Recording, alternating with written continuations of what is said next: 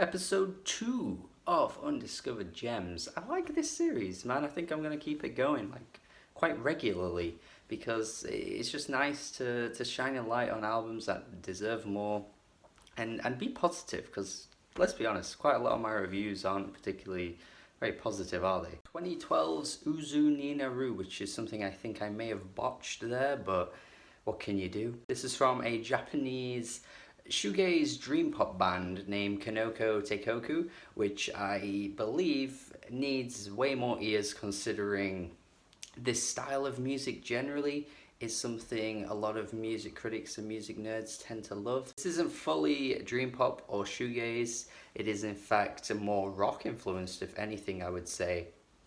But for me, this is a kind of shoegaze dream pop I tend to gravitate towards the most. Typically, I do like my shoegaze with more oomph to it, more driving drums and pulsating rhythms, which I think is what gravitates me towards this album way more than your average shoegaze album. And not only that, but I personally believe that Japan in general just do this style better. I mean, obviously there are some landmark legendary albums from the West that are undeniably influential and great for what they are. Of course, I'm talking about like artists like My Bloody Valentine, Slow Dive, even other bands like Ride. But I've just always seemed to find that any kind of dream pop or shoegaze that comes from Japan, specifically Japan, I think I'm always in awe of it way more. For one, I think the vocals on this freaking album are so bloody passionate that I cannot deny them. Just, they are so bold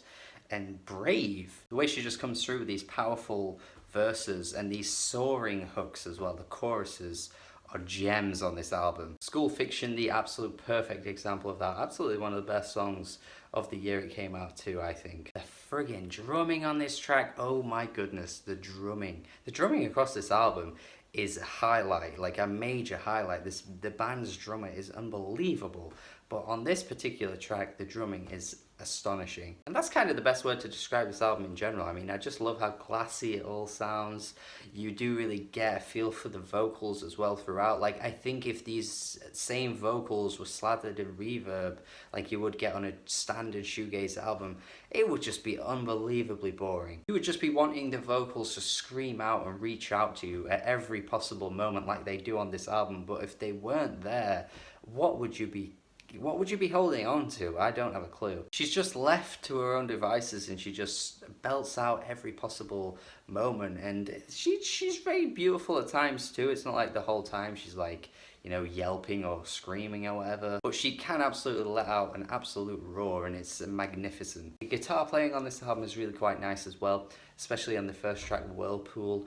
That guitar lead is to die for. It is just on loop for most of the song. Perhaps it could get repetitive, but it just never loses that touch. Definitely some Fishman's influence on that track, and I just love the way the guitar kind of like speaks for the entire song, you know? It's like they know how good of a vocalist this singer is, but they also just want to let the music speak for itself at points as well, like on this track specifically. Similarly, on the final track, the instrumental steals the show. There's just this absolute gargantuan wall of sound right at the end, and it is just blistering. I just love how every sort of instrument or every usage of instruments gets its own moment to shine on this album. Like each track there's something that stands out. Yeah, the drumming is amazing. Yeah, the singing is amazing, but sometimes one of those will fall back and something else will come forward, and it's just so good. There are definitely some quieter moments on this album, like the second track, and specifically I would say The Sea. This is a track where you can certainly feel more post-rock coming through,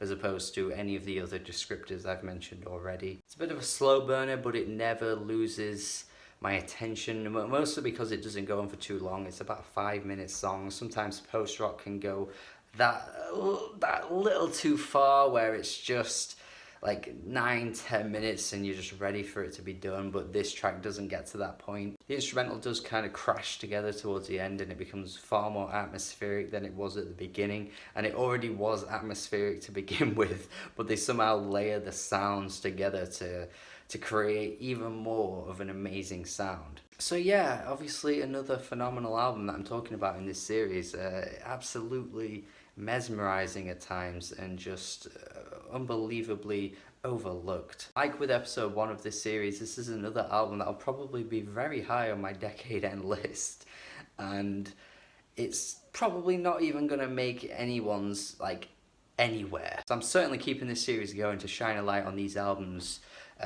so that can possibly change before the decade is over. That isn't to say I'm only going to be sticking to albums from this decade, but I'm sure most of this series will be focused on more recent albums, I'd imagine.